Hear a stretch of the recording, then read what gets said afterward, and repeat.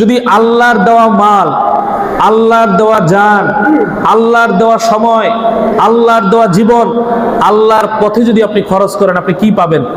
আল্লাহ বলেন, ইন্নাল্লাহা ইশতারা মিনাল মুমিনিনা আনফুসাহুম ওয়া আমওয়ালাহুম বিআন্না লাহুমুল জান্নাহ। আমি যে নিয়ামত, যে জান, যে মাল বান্দা তোমাকে দিয়েছি, এই জান মাল যদি তোমরা আমার পথে খরচ করো, আমার রাহে বিলিয়ে দাও, তাহলে বিনিময়ে আমি আল্লাহ তাআলা বিআন্না লাহুমুল জান্নাহ, জান্নাতের মালিকানা তোমাদেরকে দান করে দিব। জোরে বলেন না সুবহানাল্লাহ। এজন্য এই জান আমার না, এই জান আল্লাহর দেওয়া নিয়ামত। এই মাল আমার না, এই মাল আল্লাহর দেওয়া নিয়ামত। এই সময় এটা আমার না, এটা আল্লাহর দেওয়া নিয়ামত। এই জীবন এটা আমার নয়, এটা আল্লাহর দেওয়া নিয়ামত। আমরা যদি এই আল্লাহর দেওয়া নিয়ামতকে আল্লাহর পথে খরচ করি, আল্লাহ বলেন বিআন্না লাহুমুল জান্নাহ, এই খরচ করার কারণে আমি আল্লাহ তোমাদেরকে জান্নাতের মালিকানা দান করব। জোরে বলেন না সুবহানাল্লাহ।